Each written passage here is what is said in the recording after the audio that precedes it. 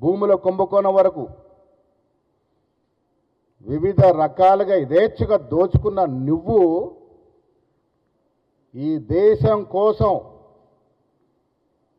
తాత ముత్తాతల నుండి ఆస్తులతో పాటు పదవులను కూడా త్యాగం చేసినటువంటి రాహుల్ గాంధీ గారి గురించి మాట్లాడే సాహసం ధైర్యం ఎక్కడిది కేటీఆర్? నీకు నీ స్థాయి ఎంత, నీ బతుకెంత, ఏంటి నీ బతుకు? అమెరికాలో పెట్రోల్ బంకులో పెట్రోల్ పోసిన నువ్వు ఉద్యమం ఎగిసి పడుతున్నప్పుడు అమెరికాలో సరదాగా గడిపిన నువ్వు ఉద్యమం ఒక రూపంకి వచ్చిన తర్వాత చీమలు పెట్టిన పాములో పుట్టలో దూరినట్టు సిరిసిల్లో దూరి ఆనాటి వరకు ఉద్యమంలో కేకే మహేందర్ రెడ్డి పొట్టగొట్టి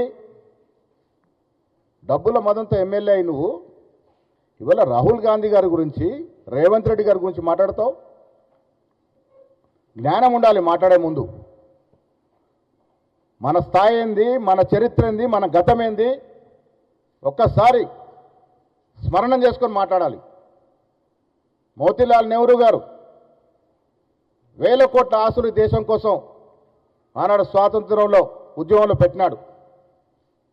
జవహర్లాల్ నెహ్రూ ఏకంగా 9 ఏళ్లకు పైగా జైల్లో జీవితం గడిపి స్వాతంత్రం కోసం పోరాటం చేసినట్టు మహానాయకుడు.